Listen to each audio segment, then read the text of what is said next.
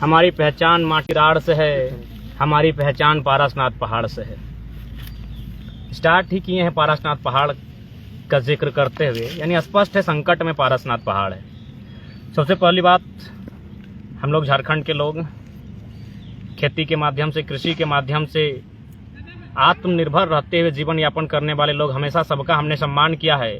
हमारी हजारों हजार बस्तियां उजड़ी हैं, नदी नल कारखानों में डूबी हैं, तब जाकर झारखंड आज चमकता हुआ दिख रहा है। इस चमकते हुए झारखंड ने बहुत किसी को रोजगार दिया, किसी को अरबपति बनाया, किसी को खरबपति बनाया, किसी को उससे भी ऊपर बनाया, लेकिन बदले में हमें बमुश्किल से अभी 2 जून की रोटी, मजदूरी के दर और कुछ अनाज उपलब्ध हो पाते हैं।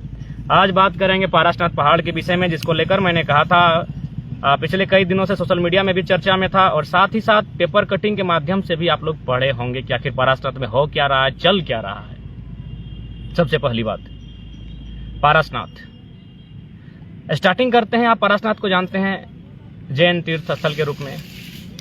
चलिए, सभी धर्मों का सम्मान करते हैं, आदर करते हैं। भारत की खूबसूरती, झारखंड की खूबसूरती, सबका आदर सत्कार।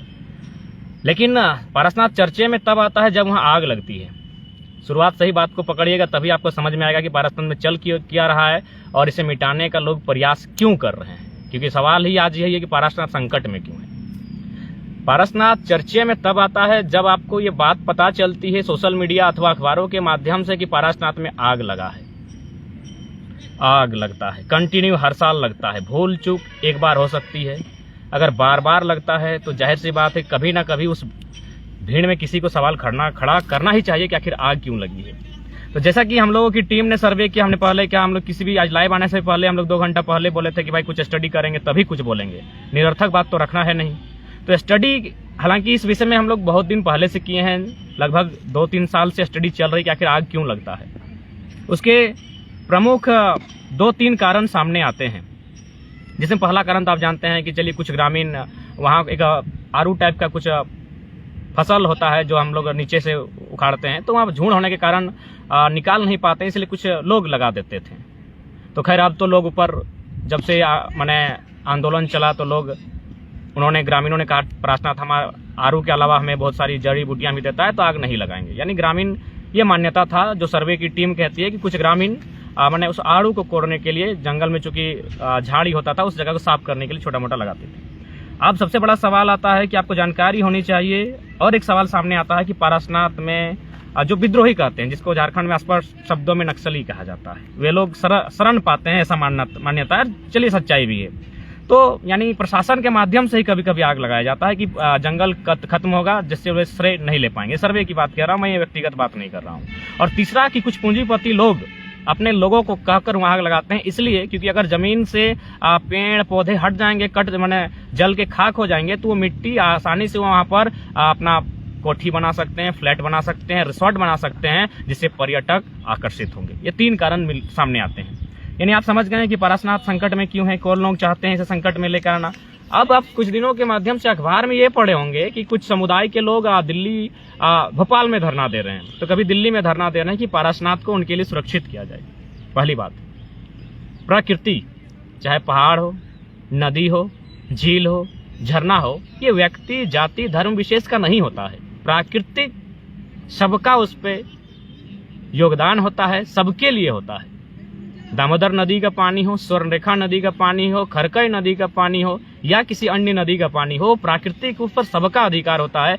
ठीक उसी प्रकार पारसनाथ पर सबका रहने वाले सबका अधिकार है। लेकिन अब क्या साजिशें चल रही है, कोई तर्क दे रहा है, दलीलें दे रहा है कि हमारी धार्मिक आस्था, आपकी धार्मिक आस्था का सम्मान करते हैं। बल्कि हमने टीम से यह भी चर्चा किया, पारसनाथ के इर्द गिर्द रहने वाले गांवों से भी इस धार्मिक आस्था को भी लेकर हमने चर्चा किया, अहिंसा, बलि देना और बलि ना देना पर भी चर्चा किया। तो देखिए, किसी का आस्था बलि देना पर होता है, किसी का आस्था बलि ना देना पर होता है। दोनों आस्था का विषय है और दोनों ही धर्म का, दोनों ही कर्म का विषय है। ये अब चूज आपको करना पड़ता है कि आपकी आस्था किस में है। जब हम आपकी आस्था को आहत नहीं करते हैं तो अगला को भी हमारी आस्था को आहत नहीं करना चाहिए। तो ये बलि की विषय को लेकर हमने काफी बुद्धिजीवियों से बात किया। उन्होंने एक लाइन में कहा कि ठीक है, बलि ना होना किसी दूसरे के लिए आस्था का विषय हो सकता है, लेकिन यदि आप किसान हैं तो आप इससे दूर नहीं भाग सकते, क्योंकि आपको 12 महीना खेतों में रहना पड़ता है, विभिन्न मौसम से लड़ना पड़ता है। आपके शरीर में तभी ऊर्जा और शक्ति आ सकती है जब आप में मांसाहार होगा। और उन्होंने यह भी तक कहा, बुद्धिजीवी वर्ग ने, जब इस विषय पर हमने अध्ययन करना चाहा कि बलि को लेकर, उन्होंने स्पष्ट कहा कि अगर तुम किसान परिवार से हो, कृषि करते हो, तो फिर तुम इस बलि के विषय में बात ही नहीं कर सकते हो। जैसे तुम खेत में घुसते हो, ऑटोमेटिकली जीव जंतु, छोटे कीड़े मकोड़े, उनकी जाने जाएंगी। लेकिन यह भी नीतिगत सिद्धांत है कि किसी की मानव सभ्यता की रक्षा है, तो अगर किसी की बलि भी जाती है तो बुरा नहीं होता है। और उन्होंने ये भी तर्क दिया कि हम तो बलि कुछ लोगों की ली जाती है, माने छोटे मोटे कीड़े मकोड़ों की, अगर उदाहरण के तौर पर खेती के समय, लेकिन पेट भी तो हजारों का भरता है। इसीलिए अगर किसी की जान जाने से माने नुकसान होता है तो उसकी तुलना में हम लोग भरपाई भी बहुत ज्यादा करते हैं। तो इस विषय पर आप स्पष्ट रह जाइए कि भाई हम लोग जिस समुदाय से आते हैं, खेतीहर, कृषक वर्ग, आदिवासी मूलवासी, तो वो हमारी भी आस्था है। पारसनाथ पहाड़ किसी व्यक्ति विशेष, किसी धर्म विशेष का नहीं होना चाहिए। लेकिन आज जिस प्रकार से लोग आंदोलन कर रहे हैं कि वहाँ माने झारखंड के लोग प्रवेश ना करें, अरे भाई ठीक है, आस्था का सम्मान है, आपकी भावनाओं का भी सम्मान करते हैं, आप जांच के साथ उनको प्रवेश करने दें। या फिर उसी पहाड़ के इर्द गिर्द बहुत सारे गांव हैं जहां आदिवासी मूलवासी रहते हैं, उनका भी अपना पर्व त्यौहार है, और उनके पर्व त्यौहार में मुर्गी चेंगना का भी बलि होता है। जब हम आपकी आस्था का सम्मान करते हैं तो अगला को भी हमारी आस्था का सम्मान करना चाहिए। ये विविधता है, संसार विविधताओं में है, और प्रकृति ने बनाया है, ये तो हमने तय नहीं किया है। अगर प्रकृति ने नहीं बनाया होता तो हिरन और शेर नहीं बनते, क्योंकि शेर हिरन का अगर ग्रास नहीं करेगा तो शेर जीवित नहीं रहेगा, और फिर अगर वो जीवित नहीं रहता तो फिर प्रकृति ने उसे बनाया क्यों है? तो सवाल बहुत खड़े होंगे। लेकिन प्रश्न ये उठता है कि सदियों से ये छल कपट झारखंड के मूलवासी आदिवासियों के साथ ही क्यों? कभी टाटा, बीसीसीएल, सीसीसीएल तो कंपनियों के माध्यम से उनके जमीनों को छीनने का प्रयास, निरंतर माने एक प्रकार से उनका नरसंहार किया जाता है, मारपीट कर गांवों से भगाया जाता है। अब कुछ लोग माने किसी ट्रस्ट के नाम से, आस्था के नाम से लगभग 105 किलोमीटर सरकारी ऑफिस में तैयारी चल रही है, 105 किलोमीटर पारसनाथ के इर्द गिर्द 105 किलोमीटर की जमीन को ट्रस्ट को देने की बात चल रही है। 105 किलोमीटर आप समझ रहे हैं, यानी न जाने हमको तो लगता है दर्जनों गांव समा जाएंगे। वे गांव जो पारसनाथ पहले से अस्तित्व में, सॉरी माफी चाहेंगे, इस पारसनाथ जिस चीज के लिए हम लोग जानते हैं, जैन जो तीर्थंकर थे उनकी आस्था का विषय है, लेकिन जब से उससे पूर्व से वो गांव अस्तित्व में है तो उन गांवों में संकट आएगा। और कहीं ना कहीं आज केंद्र सरकार जो रही है, अक्सर उन्होंने पूंजीपतियों का सपोर्ट किया है, और पूंजीपति धार्मिक आस्था के नाम पर या अपने स्वार्थ, अपने लाभ की पूर्ति हेतु आज एक बहुत बड़ी साजिश को रच रहे हैं। और इस साजिश को मुझे लगता है आज पूरे झारखंड, विशेषकर पारसनाथ के जो वासी हैं, उन्हें समझना होगा, और आज आपको तार्किक होकर समझना होगा। देखिएगा, पारसनाथ पहाड़, आप मेरे सोशल मीडिया अकाउंट को भी चेक कर सकते हैं। 3 साल पहले हमने स्टेटमेंट दिया था कि नक्सलियों को माने नियंत्रण में करने के लिए जो सीआरपीएफ के कैंप बनाए जा रहे हैं, ये अपितु नक्सलियों को नियंत्रण नहीं करना है, बल्कि पूंजीपतियों का वहां ट्रैक्टर चलाना है। ये हमने अनुमान में कहा था 3 साल पहले, जब हम यहाँ आज आंदोलन के पूर्व ही कहे थे। आज देख सकते हैं पीरटाण, पर्वतपुर के आसपास, बहादुरपुर नहीं, माफी चाहेंगे, पर्वतपुर के आसपास एक पिकेट बना है, एक निमिया घाट में पिकेट बना है। सबसे पहली बात, आज सीआरपीएफ, मेरे भी बहुत सारे भाई लोग हैं, लेकिन तार्किक बात को उनको भी समझना होगा कि किस प्रकार उद्योगपतियों के संरक्षण के लिए, उन्हें पर्वत पहाड़ों को बेचने के लिए आज सैन्य का प्रयोग किया जाता है। आज लोग सोच रहे हैं कि चलिए नक्सलियों को नियंत्रण में रखने के लिए, क्योंकि पीरटाण क्षेत्र नक्सल प्रभावित क्षेत्र है, इसीलिए वहां पिकेट्स का स्थापना किया गया है। लेकिन याद रखिएगा, जब से पिकेट्स का स्थापना हुआ है वहां आज तक कोई ऐसी गतिविधियां नहीं हुई है, और होंगी भी नहीं। लेकिन हिंसा की संभावना कब बनेगी पता है? जब वहां पारसनाथ पहाड़ का 105 किलोमीटर का जमीन उद्योगपतियों को देने का प्रयास किया जाएगा, तब ऐसे सिचुएशन सामने आएंगे। क्यों नहीं आएगा भाई? तब कौन? इसीलिए आज ये समझना होगा कि आखिर ये नक्सली बनते हैं कैसे, नक्सली बनने के पीछे का कारण क्या है। आज शायद 1980-85 का वो दौर था, जो काम गवर्नमेंट को करना चाहिए था। ये हिंदुस्तान के एक पेपर में भी प्रकाशित हुआ था कि जो काम सरकार को करना चाहिए था, वो काम उस समय नक्सलियों ने किया था। उन्होंने क्या किया था पता है? पीरटान क्षेत्र के अंतर्गत बहुत सारी ऐसी जमीनें थी जो आदिवासी मूलवासियों की थी। उसे किसी महाजन ने, किसी साहूकार ने 2-4 चंद रुपयों में कर्जा देकर उस कर्ज के नाम पर उससे लिया गया था। लेकिन फाइनली उन्होंने गांव वालों, गरीब किसानों को जमीन वापस किया था। वो सरकार का काम था। तो कहीं ना कहीं आज अगर आप पारसनाथ के बैकग्राउंड को जानने के लिए जाते हैं कि वहां आखिर नक्सली शरण क्यों पाते हैं, तो इसके पीछे कारण यही आएगा, एक बहुत बड़ा अन्याय जो यहाँ के मजलूमों के साथ होता है, पहली बात। और हाँ, आपको ये तार्किक होना होगा। बिल्कुल हम भी मानते हैं नक्सली असंवैधानिक विषय है, असंवैधानिक लोग हैं, लेकिन उन्हें संवैधानिक लोग बनाते हैं। अगर आप सोच रहे हैं कि नक्सली हवा पानी नहीं बनता है, उन्हें संवैधानिक लोग यानी करने का मतलब है मंत्रालय में बैठे लोग, संसद में बैठे लोग नक्सली को उत्पन्न करते हैं। क्यों? उन चंद पैसों के लिए, चंद पैसों के लालच में, चंद योजनाओं के लालच में, चंद रुपयों के लालच में इतना बड़ा 105 किलोमीटर का जमीन जो तैयारी कर रहे हैं पारसनाथ को मैंने किसी ट्रस्ट को देने के लिए, तो वे लोग कहाँ जाएंगे? उनमें से कोई विद्रोही बनकर जब सामने आएगा, जब अपने अधिकार की रक्षा के लिए आगे आएगा, निश्चय ही आप उसे सर कलम करने के लिए उसे एक नक्सलवाद का नाम देंगे। उसके बाद किससे कलम करवाएंगे ये भी देखना होगा। बड़ी दुर्भाग्य का विषय है आज में, चाहे एक तरफ नक्सली को गोली लगे या फिर किसी जवान को लगे, कभी भी तार्किक होकर सोचिए, भावनाओं बह के मत सोचिए। दोनों मिडिल क्लास फैमिली के होते हैं। आज जितने भी पिकेट्स हैं, मेरे जो साथी हैं, अगर वे भी सुन रहे हैं, तो मैं दावे के साथ कहता हूं, चाहे निमिया घाट में जो सीआरपीएफ कैंप का पिकेट बना है अथवा जो पर्वतपुर में पिकेट बना है, उसमें अगर एक भी किसी सेठ, साहूकार, सेठ, मड़वारी का बेटा अगर होगा तो आके दिखा दीजिएगा। कौन होता है? मिडिल क्लास फैमिली का बेटा होता है। एक किसान, कामगार, मजदूर का बेटा जो जीडी रैंक जिसे हम कहते हैं, जो सैन्य में जाते हैं, जो सिपाही की नौकरियां करते हैं, और फिर क्या करते हैं? उससे यहाँ लड़ाया जाता है। ये बहुत बड़ी साजिश, मेरा मानना, ये मेरी व्यक्तिगत राय है और मैं ऐसे नहीं कर रहा हूं, मैं स्टडी के बाद कह रहा हूं। क्योंकि जब भारत आजाद नहीं था उस समय नक्सली नहीं थे। तो सवाल बनता है कि आजाद होते ही नक्सली बने, कौन बने? यानी स्पष्ट शब्दों में कहा जाए, जो लोग उस समय अंग्रेजों के लिए लड़ते थे, जो लोग अंग्रेजों का विरोध करते थे, अगर आजाद भारत में कहा जाए तो वैसे ही तबके के 2-4% लोगों को ही नक्सली नाम दिया गया होगा। आखिर आजाद भारत में नक्सली क्यों है? अंग्रेजों के टाइम क्यों नहीं था? क्या उस समय पूंजीवाद नहीं था? यानी उस समय चूंकि भारत आजाद नहीं था, यानी ये सरकार जो काम अंग्रेज कर रही थी और क्रांतिकारी कर रहे थे, वही काम यहाँ सरकार बैठकर कर रही है। और जो लोग आवाज मान रहे, उसको कुचलने के लिए उसी के भाई से उस भाई को गोली चलवाया जा रहा है। ये तार्किक विषय पर हम बात कर रहे हैं। आज अगर पारसनाथ की बात करें तो कभी आपने देखा है वहाँ मूलवासी हैं, जिनकी जमीनें गई हैं, बिल्कुल आज जो मधुबन, जो आज एक इंटरनेशनल ख्याति प्राप्त है, जमीनें किसकी गई हैं? मूलवासियों की गई है। मैक्सिमम नहीं, 100% जमीनें मूलवासियों की हैं। मैं 4 नक्सलियों का नाम लेना चाहूंगा उस क्षेत्र का, मुझे अब डर भय नहीं है, लेकिन परिस्थितियां क्यों बने वे लोग, क्या कोई इस पर स्टडी करेगा? मैं चाहूंगा जो लोग अगर वीडियो में जुड़े हैं पीरटान के साथ, तो मुझे बताएंगे कि आखिर क्या कारण था कि उन्होंने एक सुंदर सी वादियों में नक्सल को चुना। यही कारण होगा, न्याय, शोषण। क्योंकि उस समय शोषण करते थे साहूकार, महाजन लोग, जो राजा के सामंत हुआ करते थे। ये हम नहीं कह रहे, किताब जो मैंने जिन किताबों का स्टडी किया, झारखंड के विस्थापितों का दर्द, उस किताब में स्पष्ट लिखा है। हिंदुस्तान के पेपर का कटिंग, उसमें स्पष्ट लिखा है। नाम अजय महतो, संजय महतो, मिसिर बेसरा, किशोर हास्ता, ऐसे 125 नक्सलियों की सूची है।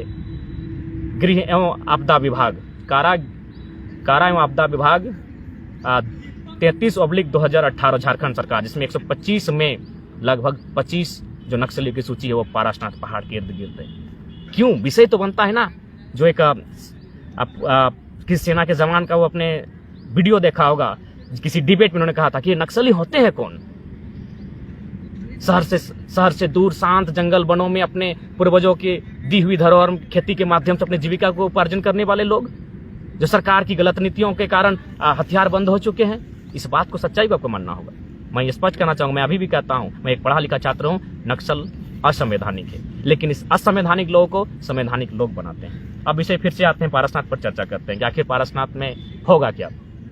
पहली बात, पुनः आस्था का सम्मान करते हैं, लेकिन आप हमेशा आस्था के नाम पर मानवता को नष्ट नहीं कर सकते, आस्था के नाम पर आप इंसान को खत्म नहीं कर सकते। क्योंकि अगर इतना ही आस्था है तो लोग पानी को पूजनीय मानते हैं, लेकिन ध्यान रहे, उसी पानी जिसमें आप पूजनीय मानते हैं, उसको प्रणाम करते हैं, उसको नमस्कार करते हैं, ठीक 10 फीट ऊपर कोई उसमें कूला कर रहा है।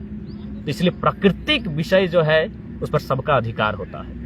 ठीक है, आपके लिए आस्था का विषय है, आप उसे नमन कर रहे हैं, लेकिन ठीक 10 फीट दूरी पर कोई उसी पानी में कूला कर रहा है, क्या करेंगे आप? यही उदाहरण हम देना चाहते थे। ठीक उसी पर का, ठीक आपके लिए आस्था का विषय है, लेकिन वो पहाड़ के चारों ओर हमारे गांव है। जो सदियों से हम लोग भूमिफट है यहाँ के, और हमारी जो राढ़ सभ्यता कहा जाता है उसका एक आदि बिंदु है सीख शिखर नागपुर आधा आदि खड़गपुर, इस तरह की कहावत की कहा जाता है राढ़ सभ्यता के लिए। तो आज ये विषय अगर आज पारसनाथ के इर्द गिर्द जो लोग हैं, जो गांव वाले हैं, अगर वो जागते नहीं हैं तो मुझे लगता है आने वाले दिनों में बहुत बड़ा संकट आएगा। और इसीलिए, और आपकी एक जानकारी के लिए बता दें, हमारी बात एक झुमरा पहाड़ के भी साथी से हुई। उन्होंने स्पष्ट कहा है कि झुमरा पहाड़ में भी जो पिकेट्स लगाया गया है, नक्सली तो मामूली विषय है। आज उनके पास है क्या, ना आधुनिकता है ना कुछ नहीं है। मेन विषय वो जमीनें सुनने में आया किसी उद्योगपति को दी गई है। झुमरा पहाड़ के नीचे की जमीनें जबरन किसी उद्योगपति को दी जाएगी। मैं नाम का खुलासा नहीं कर रहा हूं क्योंकि मैंने पूरी तरह से उसमें अध्ययन नहीं किया है। जिस दिन मैं अध्ययन कर लूंगा उस विषय पर भी मैं पूर्ण जानकारी आपके सामने रखूंगा। जिस दिन उस उद्योगपति जमीन पर चारों ओर अपने बाड़े लगाएगा, अपने कटीले तार को घेरेगा, जाहिर सी बात है गांव के लोग विरोध करेंगे। फिर वही किसान का बेटा जो पुलिस सिपाही बना है उससे उसको लड़वाया जाएगा, मरवाया जाएगा। इधर मरे इधर मरे। नुकसान मिडिल क्लास फैमिली का होता है, नुकसान किसान वर्ग का होता है। किसी रईस का बेटा कभी फोर्स में नहीं जाता है, अगर जाता है तो ऊपर के रैंक में जाता है। ये जीडी जनरल ड्यूटी करने नहीं जाता है। भले आप इसे भावना के तौर पर लेते हैं, लेकिन तार्किक होकर आपको सोचना होगा कि आज 70 सालों के इतिहास में इस देश ने चंद मुट्ठी भर हाथों के कॉर्पोरेट्स के हाथों में इस देश को करने का प्रयास, पारासनाथ उसकी एक बहुत बड़ी सोची समझी गहन साजिश लग रही है। अब देखिए फरमान आ रहा है कि जो मैंने ट्रस्ट के लोग क्या कह रहे हैं। मैं बार बार, चूंकि धार्मिक विषय को मैं लेना नहीं चाहता हूं, मैं धार्मिक विषय पर बात भी नहीं करना चाहता हूं। यानी उस आस्था के हटकर जिनकी आस्थाएं हैं वे पहाड़ को चढ़ेंगे नहीं। समझ रहे हैं आप? उनकी जो आस्था है और उनके हटकर जिनकी आस्था है वे लोग वहां चढ़ेंगे नहीं। अरे भाई, वहां हमको लगभग हजारों किस्म का दवा उत्पन्न होता है, जड़ी बूटियां, कई प्रकार के जड़ से, पत्तों से, हजारों किस्म की दवाइयां वहां से हम बनाते हैं, जो हमारे जीवन का चर्या है, दैनिक चर्या है। और आज वहां प्रतिबंधित कहने की बात कही जा रही है। 105 किलोमीटर को ट्रस्ट को देने की बात कही जा रही है। दर्जनों गांवों को उखाड़ने की बात होगी। झारखंडी कहां तक जाएगा भाई? कितना लूटेगा? क्या भाई, हमने किसी का क्या बिगाड़ा है? हम आपकी आस्था का सम्मान करते हैं। आप अपनी आस्था के लिए एक नियम लगा सकते हैं। साल भर में जो आपका समय आता है आप उसमें जांच बैठा सकते हैं। जांच के अनुसार लोग ऊपर चढ़ेंगे, लेकिन इसका मतलब ये नहीं कि पारसनाथ के चारों ओर आप ये फरमान जारी करेंगे कि वहां वे लोग जो उनकी आस्था से हटकर हैं, यानी जो लोग बलि प्रथा का समर्थन करते हुए चढ़ेंगे ही नहीं। अरे भाई, वहां भी सरहुल होता है, कुछ ऐसे आदिवासी मूलवासियों का पर्व होता है जहां मुर्गी चंगना का बलि दिया जाता है, और वो हमारी भी आस्था है, हमारा वो कर्म है। हम लोग कृषक वर्ग हैं। अगर हमारे शरीर में मांसाहार नहीं आएगा तो किसानी नहीं होगी। सबका अपना अपना कल्चर एंड कस्टम है। कृषि युग से पहले शिकारी युग था। शिकारी युग का मतलब क्या था? आप मानव सभ्यता को नहीं झुटला सकते। मानव सभ्यता में शिकार युग था। शिकार युग यानी समझ ही गए क्या होता है शिकार युग का मतलब। तब मानव सभ्यता को नहीं खारिज कर सकते हैं। और शिकार युग यानी हमारा जो दिनचर्या है कृषक वर्ग का, वह मानव सभ्यता का ही एक अंग है। अतः आपकी सभ्यता का सम्मान करते हैं, आपको हमारी सभ्यता का भी सम्मान करना होगा। आप अपने हिस्से को सुरक्षित रखें, बाकी हिस्सा हमारा है, क्योंकि वहां जल जमीन जंगल हमारा है। कितना दुर्भाग्य की विषय, अगर इस साजिश को लोग नहीं समझते हैं। ये सच्चाई है।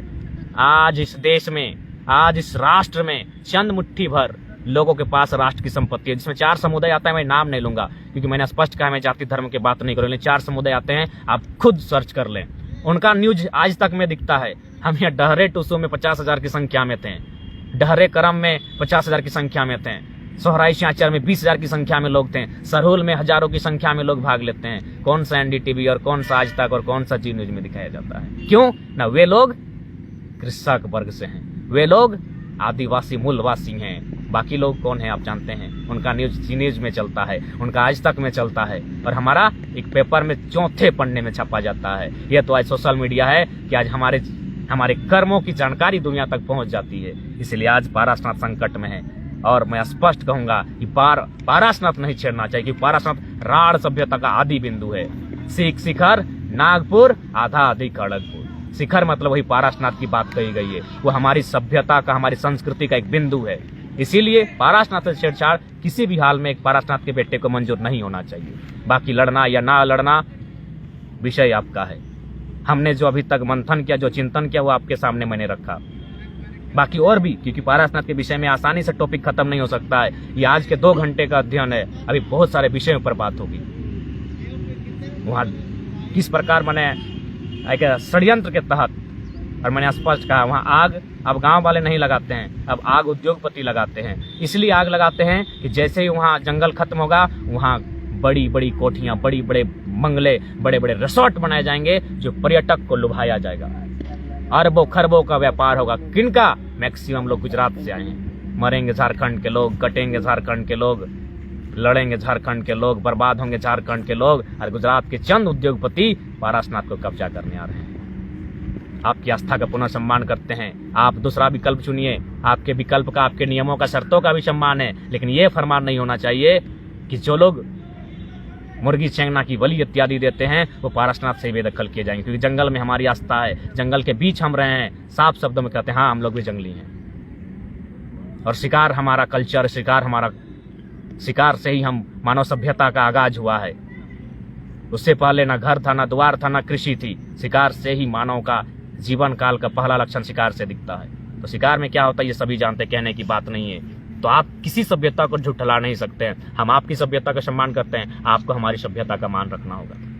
इसलिए आज पारसनाथ के इर्द गिर्द रहने वाले गांवों को थोड़ा सा सोचना होगा। अगर आज वो नहीं सोचते हैं तो एक दिन ऐसा आएगा, 105 किलोमीटर समझ सकते हैं कितनी बड़ी जमीनों को ट्रस्ट के नाम देने की तैयारी चल रही है, और सरकारी कब्जे बीडीओसी उनके अधीन है। अरबपति हैं पारसनाथ में, जितने भी मधुबन में जितने भी उद्योगपति आकर बसे हैं गुजरात से, सब के सब अरबपति हैं, उनसे सामना नहीं कर पाएंगे। सरकारी महकमों में ये तैयारी चल रही है, जोरों से चल रही है, पारसनाथ से गांव वालों को बेदखल करने की। जानकारी होगी आपको, कुछ दिन पहले हम लोग वीडियो भी डाले थे। एक बुधनी देवी है, एक दलित महिला है बुधनी देवी, फॉरेस्टर आके उसके घर को तोड़ देती है, कहती है कि फॉरेस्टर में बनाए प्रधानमंत्री आवास। सबसे पहला बात तो वहाँ कटघरे में सीओ वीडियो सब आएंगे। अगर वो फॉरेस्टर की जमीन थी तो वहाँ प्रधानमंत्री आवास अलॉट कैसे किया गया?